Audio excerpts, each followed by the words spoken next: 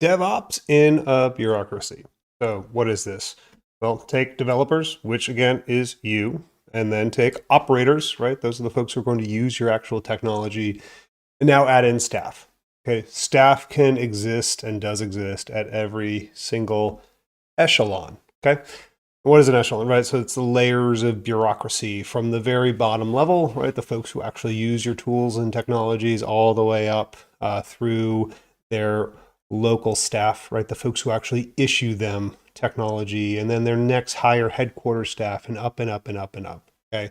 The staff can consist of a number of different people, right? These are policymakers, policy enforcers, right? They are the program managers, the budgeteers, the programmatic folks, the folks who build out program objective memorandums, right? The folks who build out the budget lines into the future for your technology. The folks who determine whether or not training will be paid for and when folks will get trained.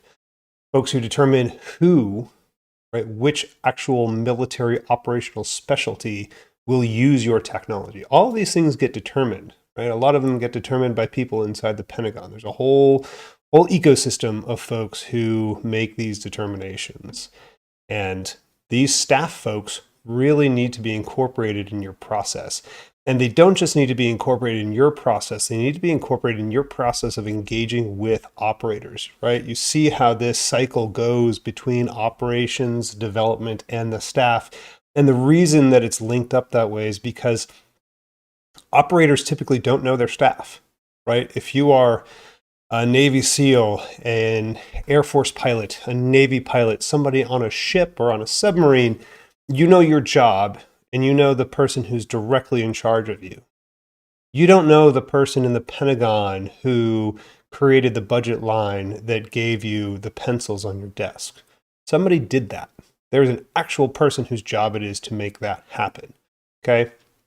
And so if you expect connection to the operators to give you a connection to the staff, it is not natively going to happen. You have to put in that extra effort. You have to be the connective tissue between the operations and the staff. The staff loves to hear about ops, but the ops folks don't natively talk to the staff folks. Staff folks will have as hard a time connecting with operators as you do, right? Because they have full-time jobs.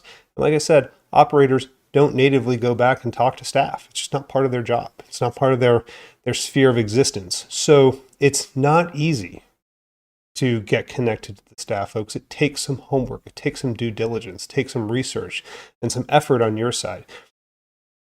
But connecting with that staff, bringing them into your sphere of influence, building them into your coalition of the folks who want to see your technology succeed and want to see your technology get pushed out to the force is absolutely critical.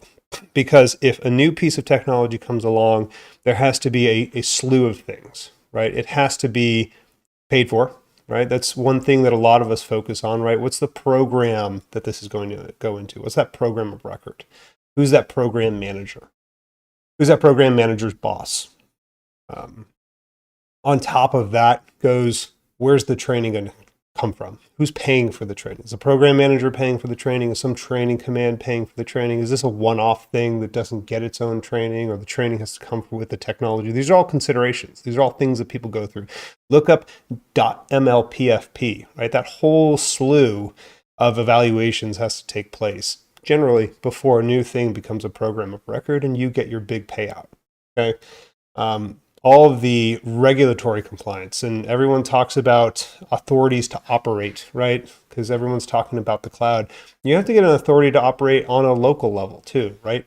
Those folks who actually want to pick up your tool and use it, who want to use your technology operationally, they have to get authorization to do that, right? There's a reason why folks in the US military can't just pick up a DJI drone and go use it operationally. It's against the rules. There's policy against that. And those policies are set by those staffs in the middle, right? That staff section. And so you need to be cognizant of all of those things.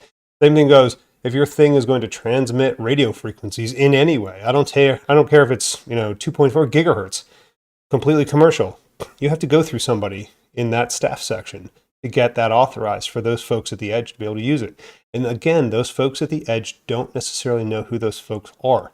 They're more than happy to have you help them work through that, and they are more than happy generally to lend their support, and they are more than happy to put their support behind you if you are going to deliver new technologies to them. But you need to do that homework in most cases, right? Because they all have a job to do. So you need to do as much homework on the staff as you do on the ops, and we'll talk a lot more about that in the future.